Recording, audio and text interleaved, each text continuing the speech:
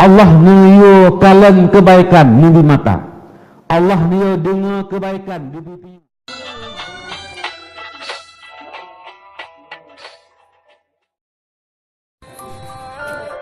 Sebelumnya, silakan tekan tombol subscribe di bawah karena akan ada banyak lagi video-video menarik lainnya. Dan jangan lupa untuk nyalakan loncengnya juga agar kamu akan mendapatkan notifikasi. Maka karena demikian, gunakan segala kesempatan dan peluang yang ada.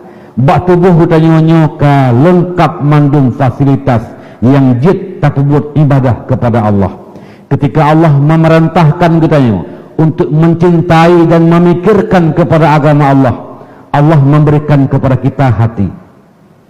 Ketika Allah perintahkan kepada kita untuk membaca Quran dan mengucapkan kalimat-kalimat yang bagus, menasihati orang-orang lain, maka Allah memberikan kepada kita lidah yang bisa bersuara.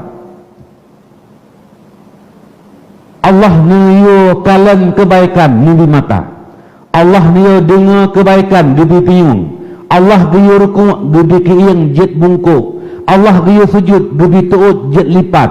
Seluruhnya adalah fasilitas yang mendukung yang bisa kita menjalankan perintah Allah Subhanahu wa ta'ala. Oleh karena demikian, orang syekh lentuan yang dirahmati oleh Allah Subhanahu wa ta'ala, inilah yang pokok dari hikmah penciptaan kita.